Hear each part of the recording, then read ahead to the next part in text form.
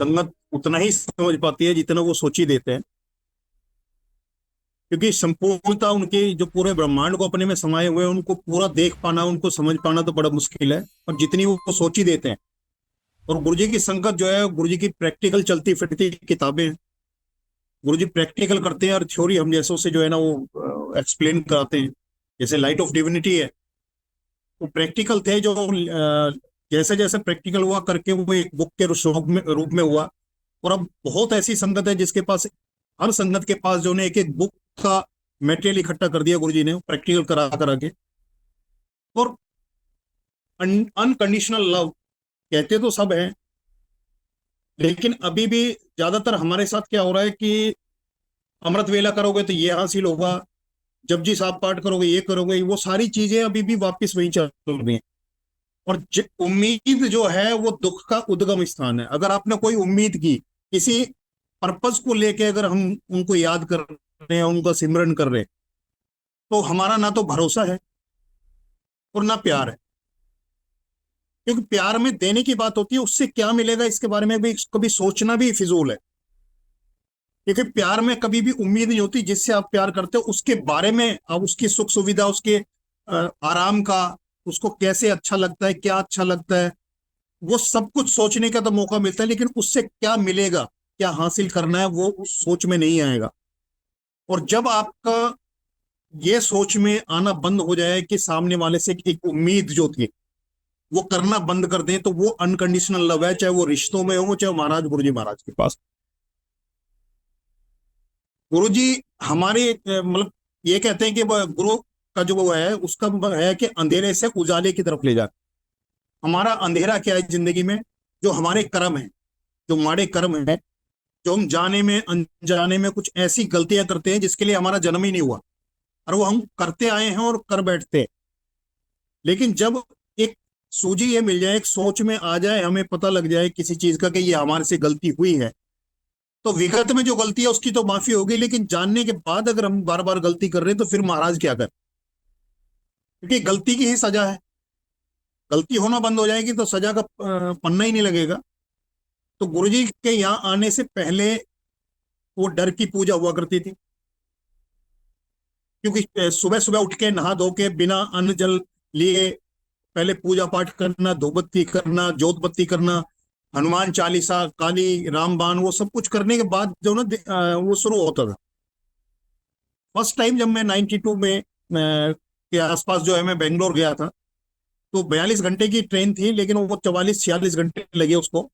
तो पूरे रास्ते मैंने वो टाइम जो है चाय और पानी के ऊपर काटा, क्योंकि एक डर था कि आज जो मैं एक विधि विधान से जो पूजा पाठ करता हूँ उसके लिए नहाना नहीं हुआ, नहाना नहीं हुआ तो खाना कैसे हो जाए, एक डर था।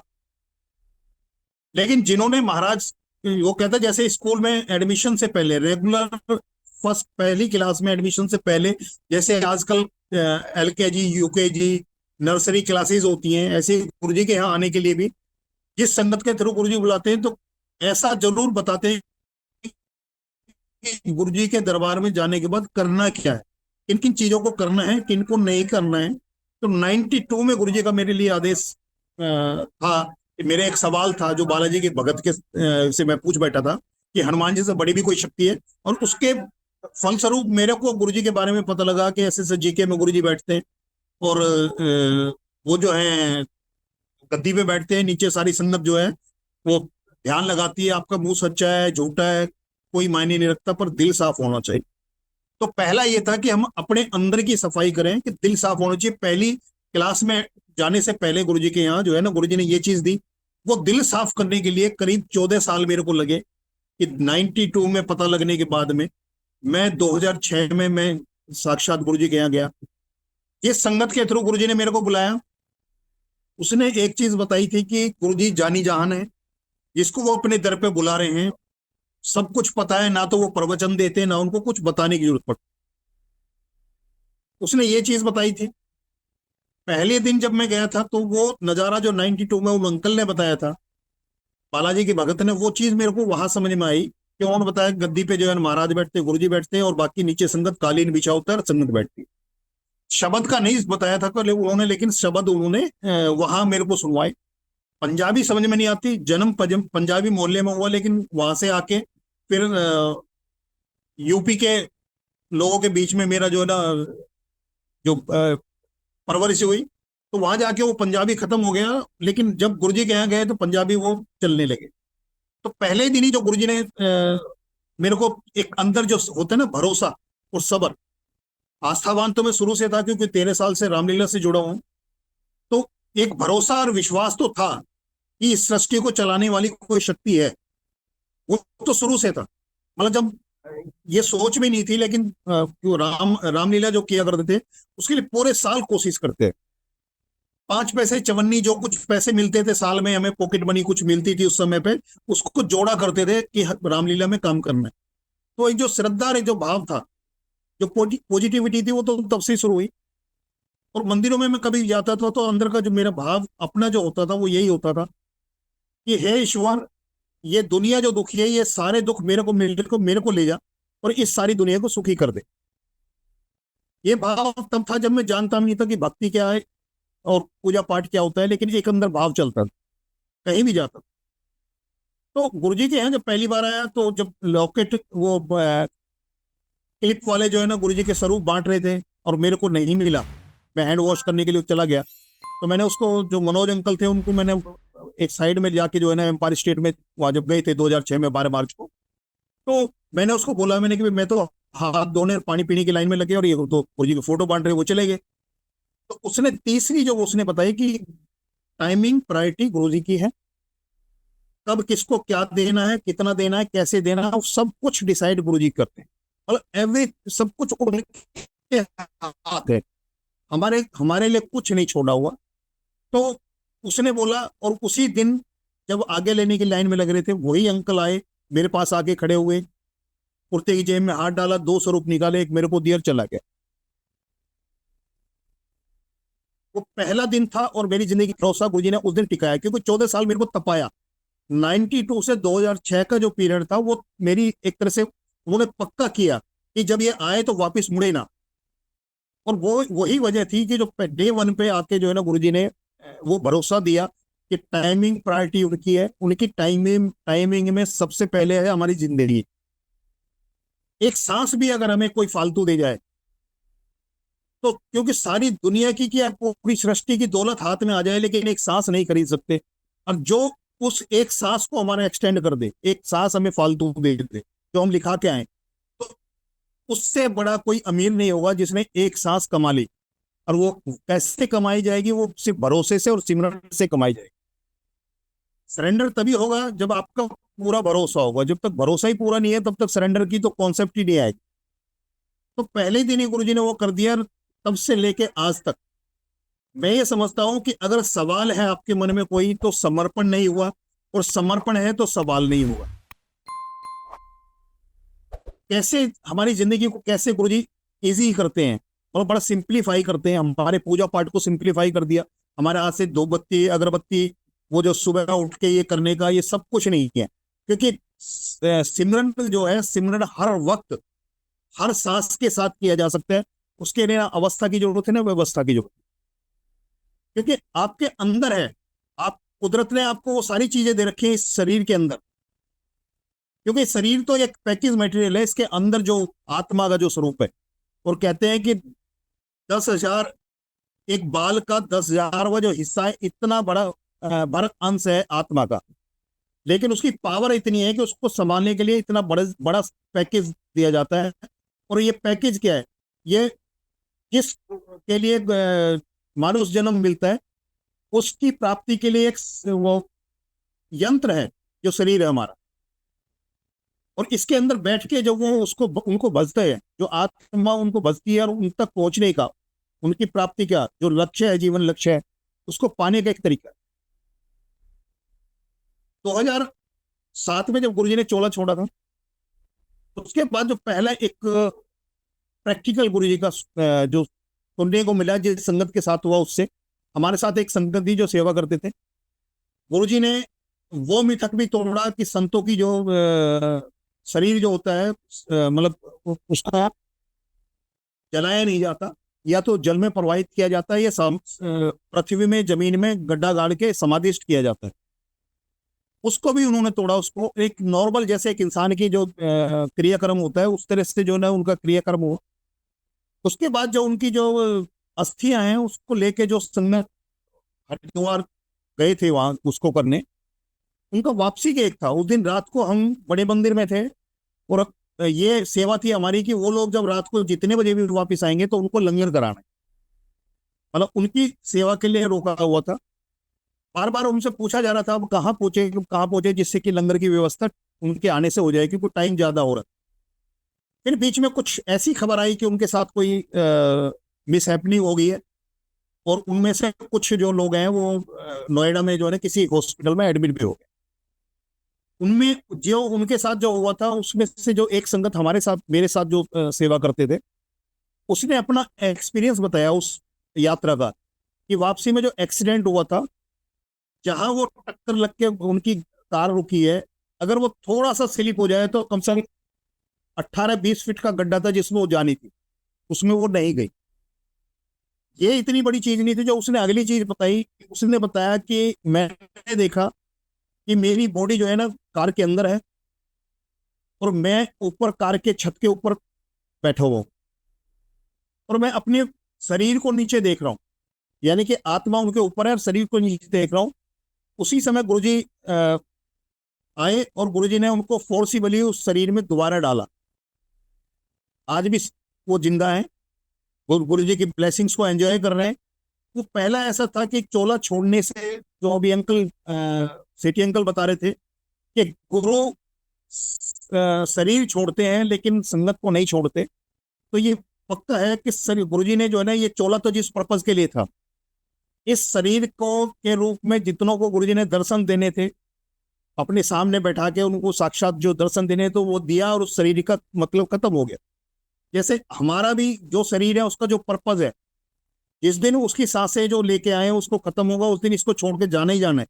कोई ताकत नहीं इसको रोक सके, और इसका वही काम होना है जो गुरु जी ने करके दिखाया, कि शरीर का ये बिल्कुल मिट्टी है और मिट्टी ही हो जाना। 2009 में हमारा घर जो था वो जर्जर हालत में था, लेकिन गली छोटी थी, 10 फीट की गली थी। नालियां बनने के बाद करीब 8-7.5 फीट की जो है ना जगह होती है, जिसमें टू व्हीलर भी जो है ना ठीक से मुड़ता नहीं था। तो उसको नया बनवाने के लिए जब भी जिससे बात करते हैं वो कह रहे जी आजकल कम से कम 4 व्हीलर जो है ना घर के दरवाजे तक ना आए तो बेकार है घर। तो वो बनाने के लिए जो है मने करते थे। लेकिन मदर किसी पंडित जी के पास चली गई, छोटे भाई की वाइफ उनको ले गई।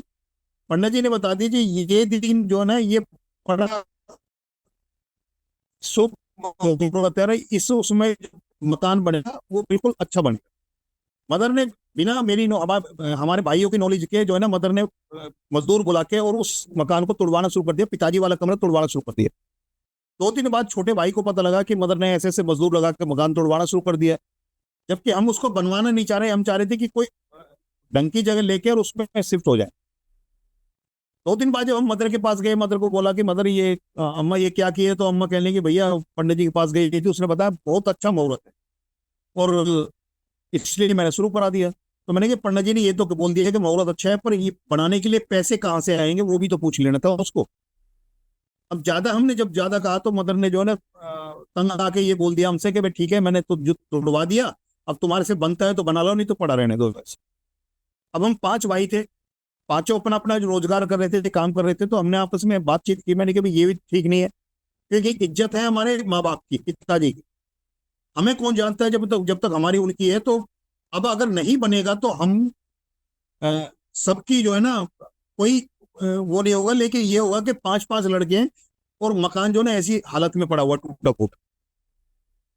हालात नहीं थे। मेरे पास बड़ी बिटिया थी जिसका मैं देख रहा था कोई रिश्ता मिले और उसकी शादी करूं, प्रायोरिटी होती है।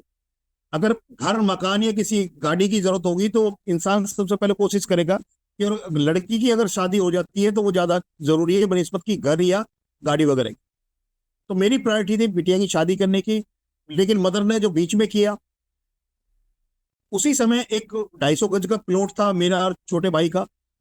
जो इंसान ये कह रहा था कि अगर इस रेट में ये प्लॉट कोई ले ले तो मैं आपके टांग के नीचे से निकल जाऊंगा, वो आता है और आके जो है ना एक हैंडसम अमाउंट दे के कह रहा जी मेरे रिश्तेदार को चाहिए और मुझे नहीं पता और मैं ये पैसे छोड़ के जा रहा हूँ, आपने देना ही देना है।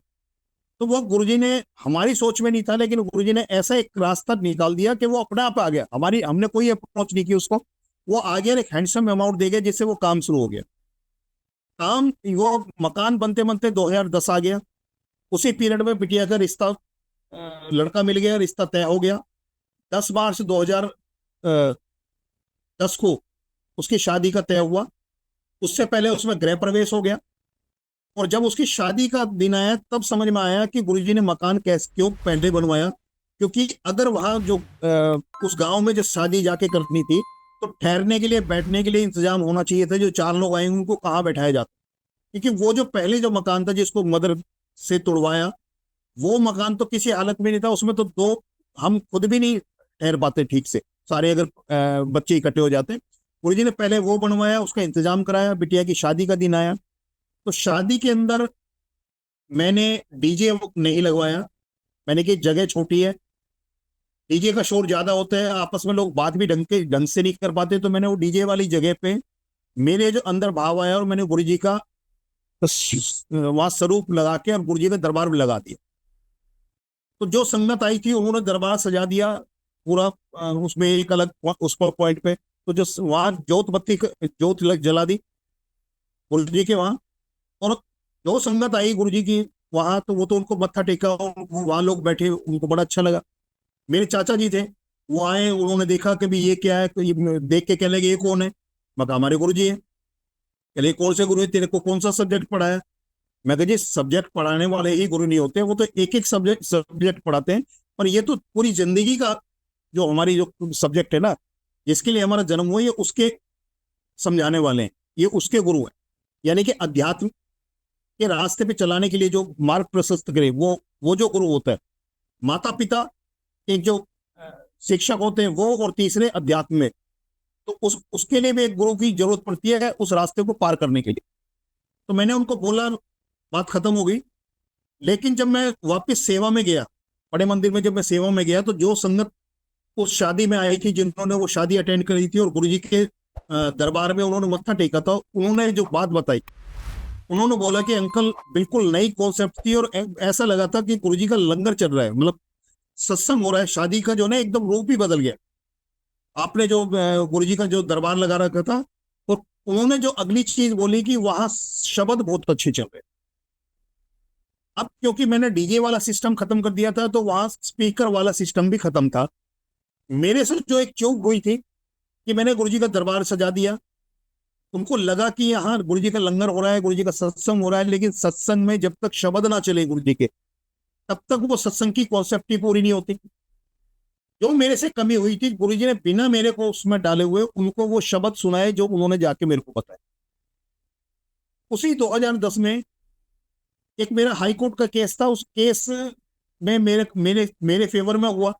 मैंने घर में जाके बात की, मैंने कि यार ऐसे है, और कुछ 10,000 20,000 40 50 कुछ तो मिलेगा। तो मैंने कि एक लंबे संघर्ष के बाद जो है ये जीत हुई है, तो इस पैसे को एक यादगार उसमें करो। तो मैंने जो है ना बच्चों के साथ बैठ के बात की। तो बीच वाली बिटिया एक नौकरी पे लगी थी, और उसके सारे साथी जो है ना वो कार लेके आते थे, मतलब सेल्फ ड्राइव करके कार लेके आते थे। तो मैंने बच्चों से बात की, मैंने कहा ठीक है एक कार ही ले लेते हैं, कुछ लोन ले लेंगे, कुछ कार कुछ ये जो पैसा मिलेगा उसको लगा के कार ले लेते, तो सामने रहेगी, तो ये होगा कि महाराज की कृपा जो है ना सामने आ रही है। एक साल के अंदर 21 नवंबर 2010 ये गुरु नानक देव जी का बर्थडे था, वो पूर्णिमा थी वो भी। उस दिन गुरु जी ने गाड़ी ब्लेस की, उसका नंबर 7213 था, 7213। और जैसे ही वो मंदिर के गेट पे पहुंची थी, वैसे ही उस पे पीछे ब्लेसिंग्स ऑलवेज, गुरु जी के लटकने वाले स्वरूप, की चैन, वो सब कुछ जैसे इंतजार कर रहे हो। एक साल के अंदर 3 बड़े काम, मतलब एक विद इन 1 ईयर मकान बनना, शादी होना बिटिया की, और गाड़ी आना। मकान का टोटल नहीं कर पाया, शादी का टोटल नहीं कर पाया, क्योंकि पहले मैं एक डायरी मेंटेन किया करता था अपनी जिंदगी में पर्सनल खर्चे का। लेकिन गुरुजी ने उस वक्त ऐसा समझाया कि जब करने वाला मैं हूं तो हिसाब भी मैं ही रखूंगा, क्योंकि मेरे हिसाब से तो वो सब बेहिसाब था। मेरे डर के मारे मैंने उसको टोटल नहीं किया, कि मुझे समझ में नहीं आया कि मकान भी बन गया, बिटिया की शादी हुई, अब मैं टोटल कैसे करूं, क्योंकि मेरे हाथ में नहीं था इतना। और ये पहली बार नहीं होता। दूसरी बिटिया की शादी हुई थी, ये 2015 में, 15-16 में जब ये नोटबंदी हुई थी। जिस दिन शादी का दिन तय हुआ, 9 दिसंबर, तय करके मैं घर आया था, शाम को 8 बजे अनाउंसमेंट हो गया नोटबंदी का। नोटबंदी का अनाउंस हो गया। अब जो मैंने फंड निकाला था वो केवाईसी के चक्कर में नहीं निकला मेरा। कैश मेरे पास अपने पास था नहीं, क्योंकि बैंक से निकला नहीं। लेकिन जो गुरु जी की संगत थी, उन्होंने, क्योंकि गुरु जब आदेश देते हैं, सूजी देते हैं, तभी कोई काम होता है। जो संगत साथ में सेवा करते थे, उन्होंने बोला कि अंकल आप सिर्फ कैश के चक्कर में जो ना आप परेशान मत होना।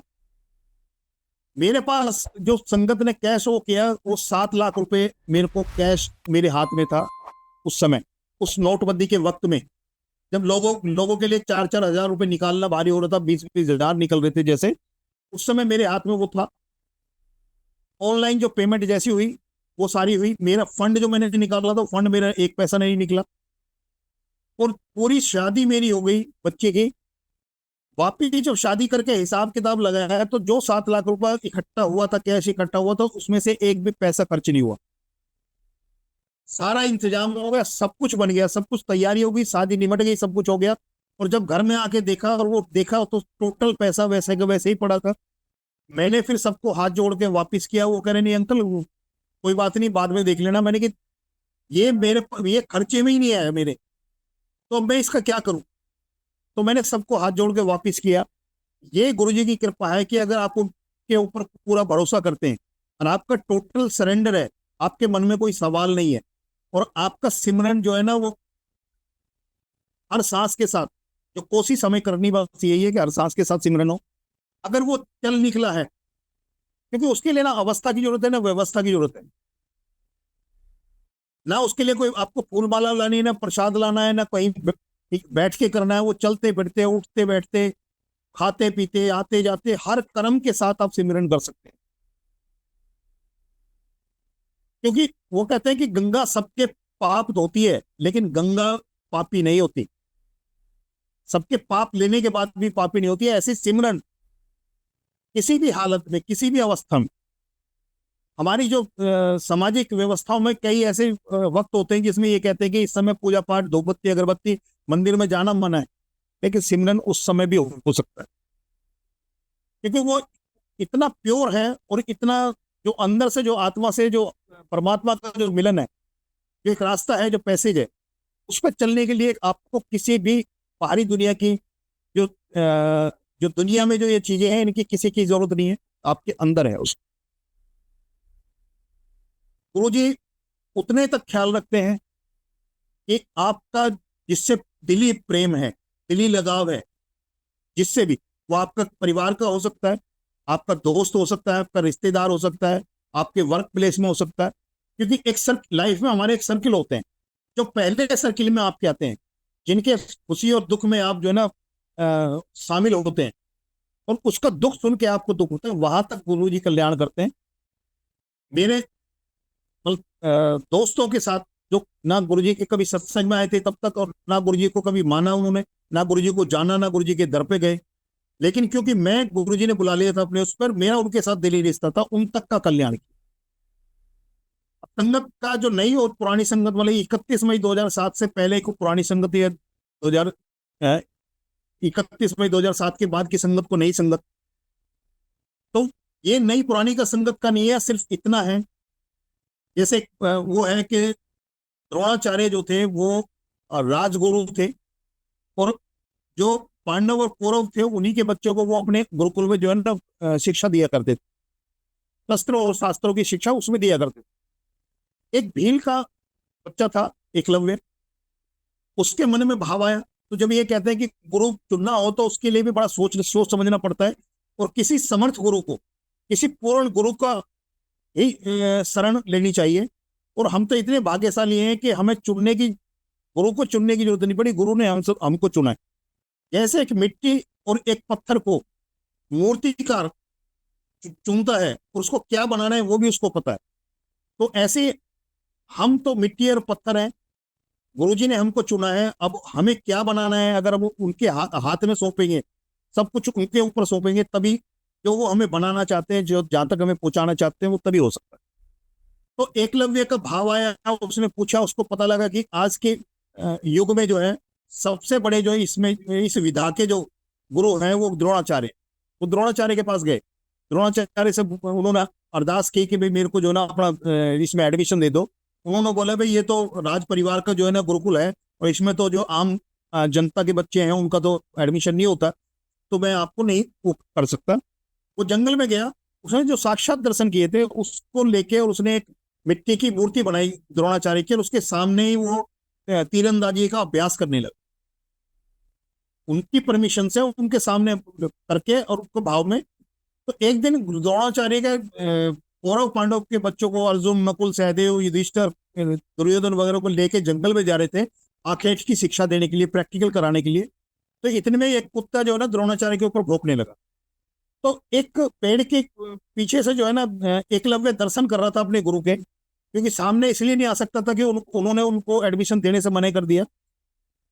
उसने देखा कि उनके गुरु के ऊपर जो है ना एक कुत्ता भौंक रहा है, तो उसने तीरों से उस कुत्ते का मुंह भर दिया। द्रोणाचार्य की नजर गई कि कुत्ते का भौंकना बंद हो गया, तो उसके मुंह तीरों से तो भरा गया लेकिन उसको हानि नहीं हुई, यानी तीर उसको कोई चुभा नहीं है। तो उसने देखा कि ऐसा इतना बड़ा तीरंदाज कौन है जिसने ऐसा करिश्मा किया। तो उसने आवाज लगाई, तो एकलव्य निकल के सामने आया हाथ जोड़ के। तो उसने बोला कि भाई ये तुमने किया है? कि जी जी महाराज। तो कहने लगा भाई तुम्हारा गुरु कौन है? वो कहने लगे जी आप।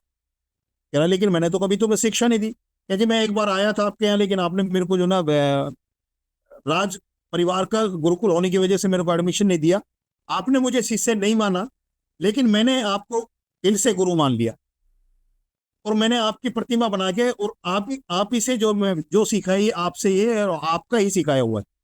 तो जो संगति 31 मई 2007 से पहले गुरु जी के सामने बैठ के आई, वो तो अर्जुन बन पाए, लेकिन जो गुरु जी की मूर्ति के सामने, क्योंकि कहते हैं ना गुरु जी के स्वरूप भी जो है ना आपकी सुनते भी है और आपको जवाब भी देते हैं, वो हकीकत है।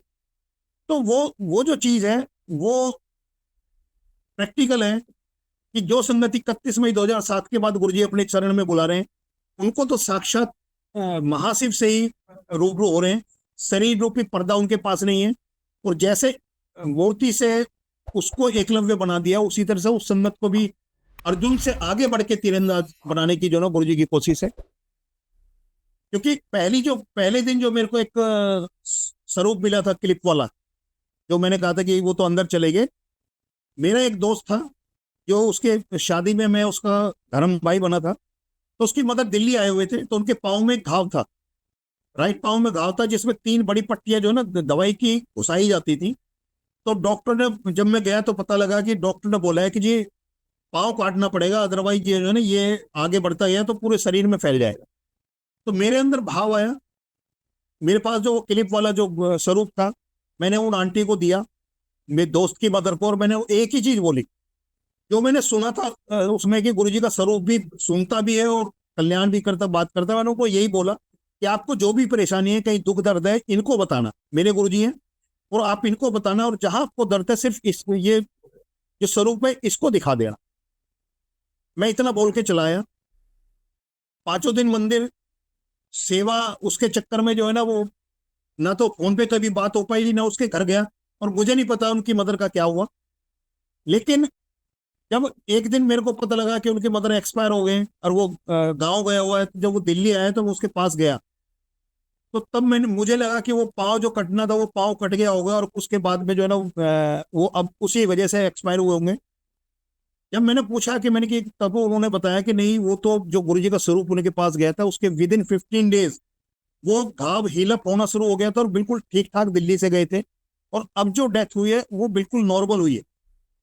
वो दोस्त जिसने ना कभी गुरु जी को जाना, ना गुरु जी को माना, ना गुरु जी के पास गया, ना गुरु जी के सत्संग कहीं गया, जो मेरे से सत्संग सुनवाए उनको घर जाके जब मैं जाया करता था कभी कभी, तो उतने बार था। उनकी मदर ने तो कभी ये हिंदी और पंजाबी जानते नहीं थे, वो हिमाचली बोलते थे, उनको नहीं पता, लेकिन उनके ऊपर कृपा थी। तब वो मेरे दोस्त की वाइफ ने बताया कि जी जो स्वरूप आप देके गए थे वो हमेशा अपने हाथ में रखते थे, अगर 1 मिनट के लिए भी वो अगर आप हाथ से चला जाता तो वो सारे घर में हंगामा कर देते थे जब तक वो स्वरूप वापिस ना मिल जाए। और जब उनकी डेथ हुई है तो उनकी मुट्ठी में था वो स्वरूप, और उनके साथ ही वो चला गया। ये इतनी बड़ी कृपा है कि उनके बच्चों को नहीं पता, मुझे नहीं पता कि गुरुजी के साथ जो कहते हैं ना 1-to-1 रिश्ता है सबका। एक परिवार में 5 मेंबर है, लेकिन पांचों का गुरुजी के साथ 1-to-1 है। कोई किसी के लिए कुछ नहीं कर सकता। और आपके और गुरुजी के बीच में अगर कोई आ रहा है, कोई ये दावा करता है कि मैं गुरुजी से आपकी ये अरदास कर दूंगा या ये इस काम के लिए सिफारिश कर दूंगा, तो वो आपका सबसे बड़ा दुश्मन है। क्योंकि आपकी अगर गुरुजी नहीं सुनेंगे तो आपके लिए किसी और की क्या सुनेंगे। 1-to-1 है। जैसे कुदरत ने हमें एक अलग से एग्जिस्टेंस देके इस दुनिया में भेजा है, जिसका कोई सिमिलरिटी नहीं है कहीं भी। कहते हैं कि 7 लोग एक चेहरे के होते हैं, लेकिन उनके भी हाथों के निशान, जबड़े का, बालों का, सब कुछ अलग होता है। तो इसी तरह गुरुजी के यहाँ भी सबकी आइडेंटिटी अलग है। तो उनकी मदर के साथ गुरुजी का क्या रिश्ता रहा, कैसे उसको गुरुजी ने ब्लेस किया, सिर्फ अपना स्वरूप उनके पास जाने के लिए। तो ये गुरुजी की कृपा है। और जब जिंदगी जो एक सांस जो बख्श दे आपको, और मैं अंत में यही बोलूंगा कि मैंने जो महसूस किया है कि आपके श्रद्धा, भाव और भरोसे के बाद जो टोटल सरेंडर होगा, जैसे ही आपका समर्पण हो गया उसके बाद आपके पास कुछ बाकी नहीं बचा। मैं यही है कि शीशे में देख के कौन इंसान अपने आप को थैंक यू या सॉरी बोलता है। जिसको अपने से अलग मानता है उसको थैंक यू सॉरी बोला जाता है। और जब हमने टोटल गुरुजी को सौंप दिया अपने आप को, तो हम उनसे अलग कहाँ हुए। हमने अपने आप को सौंप दिया। अब जैसे एक मिट्टी और पत्थर कुछ नहीं रिएक्ट करता, तो हमने क्यों रिएक्ट करना। अगर हम थैंक यू सॉरी भी बोल पा रहे हैं तो इसका मतलब हम अपने पास कोई चीज बचा के रखी है, कोई ऐसी बचा लिया है जो हमने अभी तक गुरुजी को नहीं दिया। और वो बचाने वाली चीज एक ही है, वो है हमारी मैं। उस मैं का कुछ हिस्सा शेष है, विशेष है, जो हमने अपने पास रख छोड़ा है। जो चीज हमें थैंक यू या सॉरी के लिए या शुक्राना के लिए आगे प्रमोट करती है। तो मैं तो जब जब गुरुजी के सामने होता है तो ये कहते हैं तूने अपने पास रखा, बचा किया, जब सब कुछ दे दिया, अब तेरे पास बचा किया जो मेरे को देना चाहता है। तो यही है मालिक की कृपा कि उनकी टाइमिंग प्रायोरिटी यही है कि सबसे पहले जिंदगी, उसके बाद हेल्थ, और उसके बाद दुनियावी चीजें। एक अंत में मैं बताऊंगा, एक अभी एक लाइव जो सत्संग में जो है ना, मेरे को जो 4 चीजें दिखाई थी। पहले गुरुजी के चरणों में नोटों की गड्डियां दिखाई दी, फिर उसके बाद शब्द चल रहे थे, उसके बाद एक इन्फेंट बच्चा दिखाई दिया, उसके बाद मोर के पंख दिखाई दिए, और उसके बाद जब आरती चल रही थी तो उसके बाद जो है ना महाशिव का वो रूप, जिसमें वो जटाएं भी थी और दाढ़ी मूछी भी थी, पूरा वो स्वरूप था, पूरा एक समर्पण। तो गुरुजी से मैंने यही पूछा था, गुरुजी आपने दिखा तो दिया पर इसका मतलब समझ में नहीं आया। तो जो मतलब उन्होंने बताया, ये अंत में मैं ये वही बताना चाहूंगा कि सबसे पहले हमारी भूख होती है कि हमारे हाथ में दौलत हो, क्योंकि हम चाहते हैं कि दुनिया की हर परिस्थितियों को हम मैनेज कर सकते हैं, हमारे पास पैसा आ जाए। दूसरी हमारी होती है कि हमारे हमारे औलाद हो, और औलाद में भी लड़का हो तो प्रायोरिटी। और तीसरी चीज होती है कि हमारी दुनिया के सारे सुख, हम कर्म कुछ भी करें लेकिन हम दुनिया के हर सुख को एंजॉय करें, हो गए। और फाइनली जो गुरुजी ने अपना जो स्वरूप दिखाया है, तो उन्होंने कहा कि मैं, जो गुरुजी बोलते थे ना कि जो मैं देने आया वो तो कोई मांगता ही नहीं है, वो था कि मैं जिसके लिए मैं आया हूं वो तो असल में ये है। और हम पिछले जन्मों से इन पहली 3 चीजों में ही अपने आप को उलझा कर रख देते हैं, और वहां तक पहुंचने का रास्ता नहीं होता। मैं बार बार तुम्हें निकालना चाहता हूँ और तुम उसी में वापिस होकर जन्म दर जन्म जो है ना भटकते आ रहे। तो आज इतना ही है। गुरु जी की जो गुरु पूर्णिमा है, क्योंकि गुरु जी का जन्मदिन और पूर्णिमा ऐसा भी हुआ है कि 1 दिन 2 दिन छोड़ के गुरु पूर्णिमा हुई। तो हम तो यही है कि जिस दिन गुरु जी ने जन्म लिया या उसी दिन हमारी जो जो पूर्णिमा है, क्योंकि साक्षात महाशिव जब इस धरती पे पूरे पूरे इस शरीर रूप में आ गए, तो इससे बड़ी पूर्णिमा कोई नहीं होगी। तो आगे जो भी पूर्णिमा है, चाहे व्यास जी की है, जो भी कुछ है, वो पूर्णिमा यहाँ से शुरू होती है और वहां आगे तक जाती है। तो यही आज के लिए इतना ही है। गुरु जी की गुरु पूर्णिमा का और जन्मदिन का गुरु जी को